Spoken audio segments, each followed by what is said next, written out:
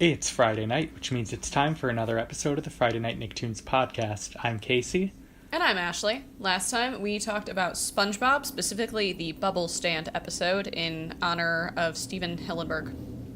We also put out our weekly Twitter poll asking, now this goes back a previous episode because we did a double release last week, but regarding the Avatar discussion, we asked, do you think Jet was lying about the old firebender being sent to kill him? And 69% of you said that Jet was lying, 31% said that Jet was telling the truth. A few more people on Jet's side than I would have thought, honestly. Yeah, I agree. Like I said, I do think there is some ambiguity there. I think that it's not impossible, but I definitely would have expected fewer people to be on board with him, so... Yeah, or believed Sokka over Jet, but then again, like you said last week, we don't know, Sokka doesn't have all knowledge, there could have been a knife tucked away somewhere. Right, and he even said, he said he didn't see one, right, he might not have been lying, but he's just not trusting Jet in the first place, but, yeah, I think I agree with the bulk here, that I choose to believe that Jet was making it up to try to convince Katara and Aang to be more on his side, but... and I think even maybe he thought that Sokka would have gotten on board with him too, but Sokka was definitely way too skeptical to be turned in any way there. For sure. Alright, this week we are continuing on with our Avatar, The Last Airbender watch. We are on episode 11 now. Follow us on Twitter at FNN_podcast and Facebook, facebook.com/FNN Podcast. Review us on Apple Podcasts so others can find the show, and make sure to check out our YouTube page. Thanks so much for tuning in. Now let's get started. From the Nicktoon Animation Studio in Hollywood.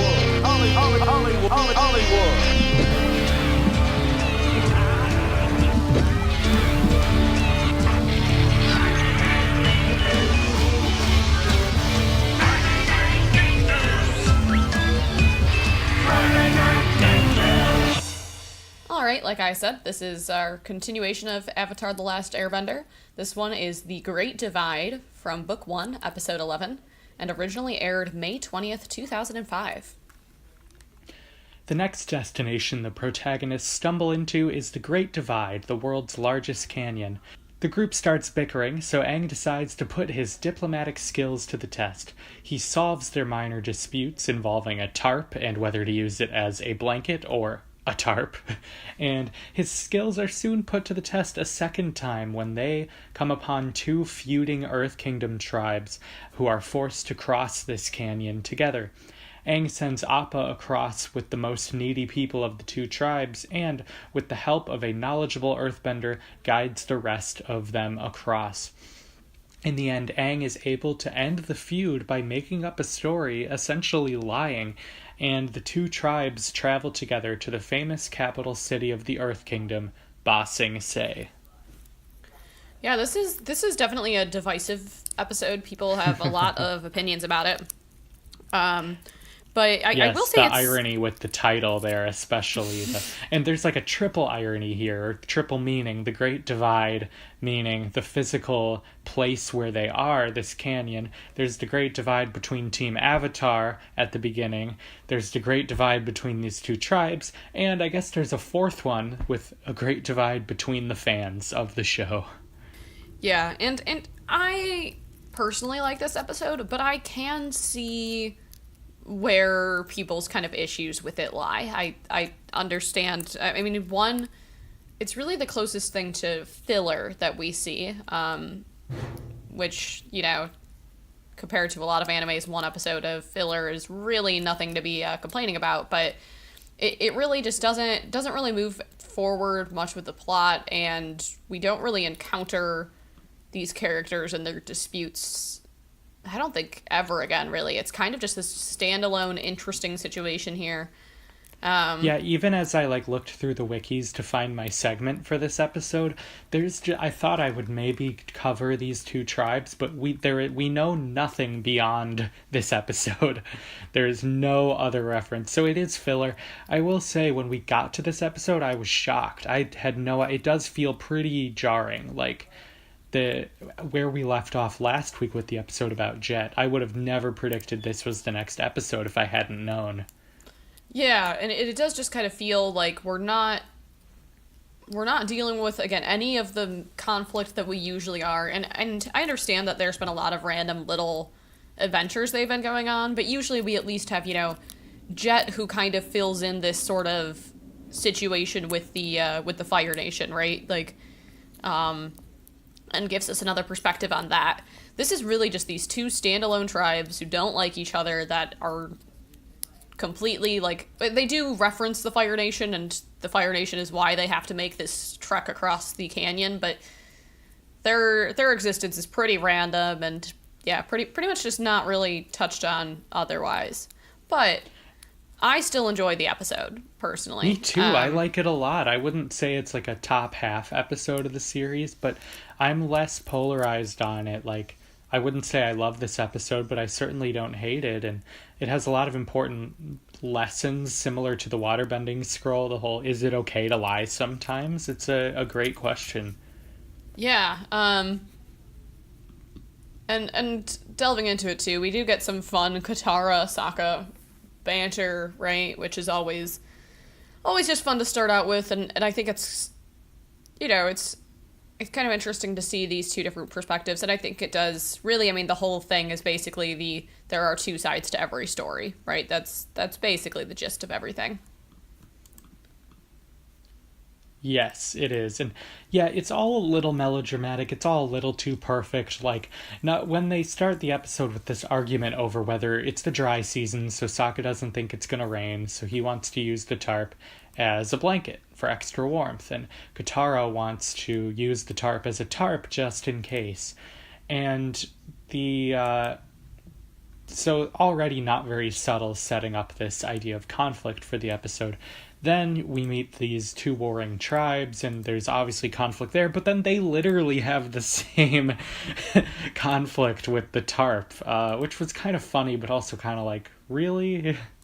Yeah, it's a little literal, right? It's a little over convenient, perhaps, the way everything boils out.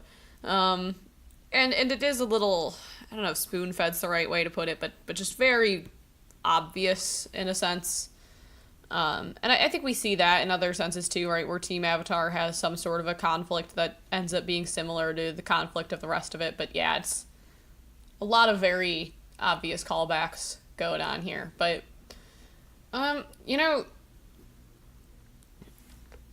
think really just the thing that I enjoy about this episode is kind of that,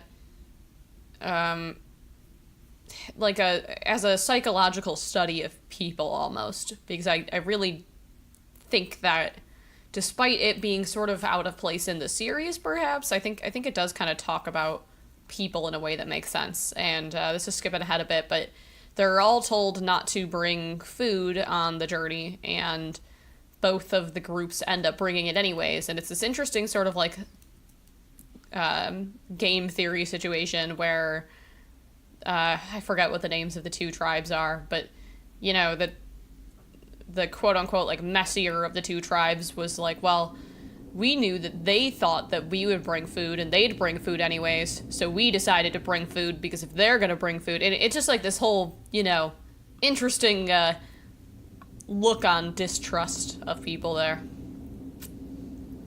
Yes, yeah, the game theory is very true. It's kind of like that, what's that thing the Joker does in The Dark Knight with the two ships, where you can blow up one of them, and it's based on what you think they're gonna do. It's a situation like that, but of course they both choose the selfish option and everyone loses. There's so many historical conflicts this is reminiscent of, but the most obvious is Israel-Palestine, which goes back millennia, not just 100 years, but there's definitely some nods to history there, and I don't know, without getting into it too much, I think we can certainly see this as a image for the U.S. politics right now as well. So all of this is super relevant. It's just the question of whether it should have come up at this moment and in this way. Yeah, and again, I do understand why people don't love this episode, and yeah, it's not one of my favorites, but I just like kind of the vibe of things. I also kind of like how Sokka and Katara both get really, really wrapped up in this whole thing, right? They're both, they're hearing each of the sides of the history about the redemption ritual as it is, and they're both so trusting of the side that they pick, right? They get super like uppity about it, and I don't know. I just think it's an interesting sort of look. Yeah, I may suggest there is an element of both sides are equally bad going on here. That isn't always the case. In this scenario, I suppose it is, and Aang has this neat moment with this like earthbender guru guy who says, lonely, isn't it, being impartial? And it speaks to the inherent loneliness of the Avatar and how he has to be this world figure. But the interesting part of it is, Aang doesn't have any interest in compromising with the Fire Nation. So there clearly is a line. Yeah, and yeah, so maybe a little less in the middle, but very often he does kind of catch himself trying to be, as much of the middle ground as he can be. Mm-hmm. And yeah, I guess we can get into, so again, there's just these two conflicting tribes. There's this dirtier one and this more proper one, I guess is the quickest way to put it. Right, and the Ganjins and the Zhangs, I think they're called. That sounds right. And they have some interesting insults, like the one of the insults is that, what, I think you have it written down, about them getting old because they're so clean, and it's like, is that non-desirable? Do people not want to live long lives? yeah, they say, what was it? Oh yeah, if you weren't so clean, maybe you wouldn't live to be so old. I wrote, is that a diss? Like, seriously? But I do kind of see, like, they're insulting their age, I guess, but it is just kind of funny. You have a higher life expectancy. Got him. But I love the animation style change when they tell the histories. It's kind of like Gerald's Legends and Hey Arnold's. There's this mythic element to it. It does build the lore of the world, even if it is very narrow and it's never called back to again. It's a very George R.R. Martin sort of dead end of the world building. Like, oh yeah, and then there's this little wing that never goes any further. But it's still cool to see anything from the past. And so there's Wei Jin and Jin Wei were like warring. Were they brothers? So here's the thing, is we don't really know. Aang says that they're brothers, but they're not brothers when the other tribes tell the story, and we know that Aang's completely full of it. But, right. I mean, they could have been. That's kind of the thing that I guess I could also see people having gripes with, is just how ambiguous this is. And how, right, and how quickly they all give up, too. Aang is like, oh, well, I actually knew him. We'll skip to the end real quick. It's like, oh, I knew Wei Jin and Jin Wei. They were brothers, and they were 8 years old, and it was over a stupid game called Redemption, and which was clever and all of that. But they're so ready. They're like, oh, okay, I guess we were just holding a grudge for all the wrong reasons. Wouldn't they have more information that could disprove Aang's story? Do they really not have any documentation from just 100 years ago? Yeah, it's kind of funky. And another thing that's kind of funky too is that it's a little out of character for Aang. He's a jokester and everything, but like him lying about this sort of like major conflict is a little bit, I don't know, just feels a little bit strange coming from him for me. Yeah, and I guess it's in the pursuit of mediating, but like he's way too good at it. Like Aang shouldn't be a great liar, I think. Right, that's kind of what I mean. Like he suddenly just comes up with this whole elaborate story, and I do think it's fun how it, could make sense kind of a thing. But yeah, like he's not really, he doesn't lie enough to be good at it, right? Exactly. But yeah, the whole two sides of every story element of this episode is really interesting. That through Sokko we see the Zhangs, and through Katara we see the Ganjins, and we do sort of see both of their sides, but they're ultimately bringing each other down. They're like, what, crabs in a bucket? Isn't that the metaphor? Maybe. Like they're all trying to get out of a right. bucket, but they keep crawling on each other so no one can get out. Yeah, and it is kind of interesting too that I don't know, like this whole thing about what the redemption ritual actually is and what any of that was is kind of just up in the air. Like you said, do they really have such little information about it that it could have just been a game? And it was also only and even emotionally, they're all just like, oh, okay. Like, that doesn't line up with humans in Earth. No. Maybe no. in this universe it does. But even if you... Like, we see all the time, people are proven wrong and they dig in their heels because it's what they think. Yeah, and it's not like they were all over him being the Avatar or something, too, right? Because you could argue almost like, well... He's the Avatar, though, and they're all gonna trust his word. But it's not like they were particularly, like, pumped about being with the Avatar anyway. So, so there's definitely holes. I think my favorite part of it is, like you said, those animation styles. We have the sort of more jagged style for is it the Zhangs? Are they the... Yeah. They're the more rough around the edges ones. Yeah. And their animation style fits more... that. Mm-hmm. Yeah. So I really do think that's my favorite part of the whole deal, but... It's a great idea, and the attention to detail is great. Like, the Ganjins, even their weapons are very, like, straight and orderly, and the Zhangs is, like, curved and tougher looking. So all of that detail and world building is great, but what purpose is it serving in the greater universe? Yeah. Yeah. So yeah, I think we both agree there's definitely places to... complain about it, but I do just think it's fun to watch. I think it's a fun episode. It doesn't really pull along our story all that much, other than now we know that we're, they're getting, or I guess because we're not going to Ba Sing Se quite yet, do we? I don't think so. It's not we're still trying to get to the the water two tribe, tribes right? are going together, but it is one of the first mentions of Ba Sing Se. So... It sort of, I guess you're right, it does introduce the concept of Ba Sing Se being the capital of the Earth Kingdom, and that it's very important, which will be very important in our story later. Yeah, and just the idea that we see that there's a lot of sort of Earthbenders getting, sent out of their homes, they're refugees going to this main city. I like that is relevant information. And you can picture this being like 100 different stories all over the Earth Kingdom of different tribes and different villages migrating, essentially. Right, like we just happen to run into these people who happen to be crossing this Great Divide at the same time, but presumably this guide is bringing people across frequently, right? So it does give us a little bit of insight into what's going on there. Mm-hmm. Yeah, we've got this... I've got one or two more things. The twist on Aang's harsh words and taking action. Aang keeps saying, like, action is more important than harsh words, and they take that to mean violence, and so they start to attack each other, and Aang's like, harsh words are fine. Yeah. Harsh words aren't so bad, I mean... Yeah.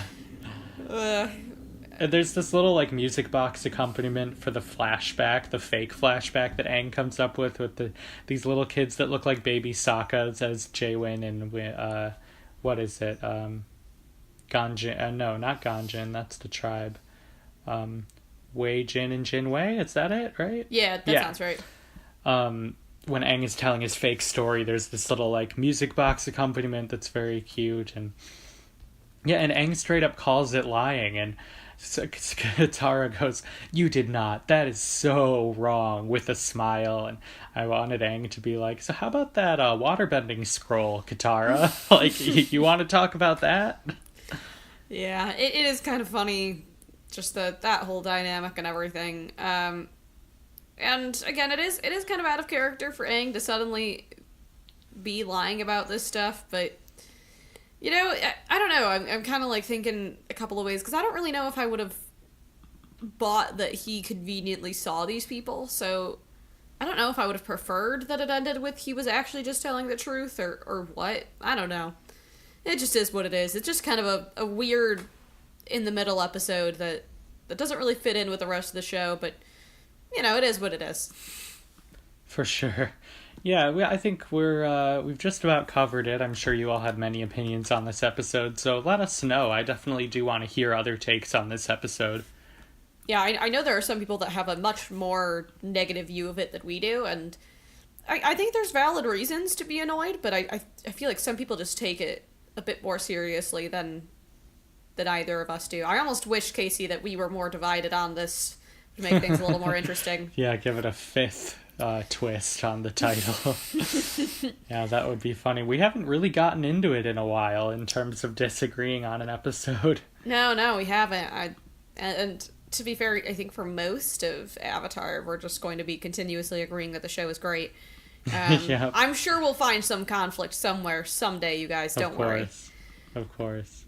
All right, are we about wrapped up for your segment, or is there anything else we're missing? No, let's do it. Let's go right into it. So my segment is on the food of the world of Avatar. I think there's a lot of... So there's a theme of them hiding food, and there's a little bit of highlighting of the Earth Kingdom cuisine. And so I wanted to sort of talk briefly about the different traits of each of the four kingdoms. And so what we know about the air nomads was they were strictly vegetarian, and they were also known for their sweets like fruit pies and custard tarts. They used a lot of fruit. They made dumplings, macaroons, so like sweets and veggies is very much the air nomad way, and rice too, lots of rice. Then the water tribe draws most of their food from the ocean, fittingly, so they have crab, sea prunes, squid, seaweed, seal jerky, which I can't decide if that sounds either really good or like the worst thing ever. I would probably try it if it was in front of me, but you know. But they use, they have fish. In the foggy swamp tribe, they hunt giant flies, which is kind of upsetting. They'll eat giant sea crab, octopus. They eat platypus bear in the Northern Water tribe. Yeah, so and then seaweed is sort of their version of rice. Like they make it into noodles, put it in stew. They use it as sprinkles. Yeah, they have all sorts of water-based dishes or sea-based dishes. Then in the Earth Kingdom, there's obviously the most variety because it's the most varied kingdom. They eat a lot of fruits, nuts, veggies, rice, and tea. Meat and poultry from wild game and farms are common. There's a lot of farms in the Earth Kingdom, which I hadn't really thought about, but with the amount of land they have, it totally makes sense. And the most delicacies are found in Ba Sing Se, but then regionally there will be simpler village fare. And this hasn't happened yet, but I'll just spoil it because it's so minor. Zuko at one point has a meal in Ba Sing Se, and he comments that the food tastes almost identical to the Fire Nation food with less seasoning. So there's clearly lots of earth and fire interrelation. Yeah, so I think Earth Kingdom is the closest to, like, American cuisine in 2018. It's very meat-based, it's based out of farms, and also with fruits and veggies, too. And yeah, they love tea in the Earth Kingdom, and obviously in the Fire Kingdom as well. And then last but not least, the Fire Nation has lots of spicy food. They put spices into many of their delicacies and treats even. They use lots of grains, meats, and veggies. So lots of flour. They use rice too. So it seems like only the Water Tribe doesn't use rice very much. They'll have, they'll eat clams and duck, Komodo chicken and Komodo rhino, which if that isn't just the most fire-bending sounding food ever. Yeah, and they make fire gummies, which is a snack food. They make flaming fire cakes. And they have ice cream, which is just regular ice cream. That's kind of hilarious. Sizzle crisps is another snack that they have made from meat. And yeah, there's lots of regional specialties on different islands because the Fire Nation has a lot of islands. They make tea, of course, and they also make watermelon juice. So yeah, that's a very detailed account for some reason. I love that someone tracked all of this. It's pretty amazing. Yeah, that's actually really cool, and when you think about it too, that they built out sort of all these different cuisines and all this different culture. I just think it's really it's really fun. It's another piece of the world building, and really most of those things kind of make sense with like the climates that they're in and how it all works. So yeah, because like how would the water tribe even grow rice? But you could grow it in all of the other three. Right. Yeah, it's so I think stuff. That attention to detail is really cool, because how easy would it have been for them to like accidentally animate a water tribe person eating rice, but they don't, because the continuity is just really, really thorough. Yeah. Well, alrighty. Cool. Should we head to that conclusion? Sounds good to me.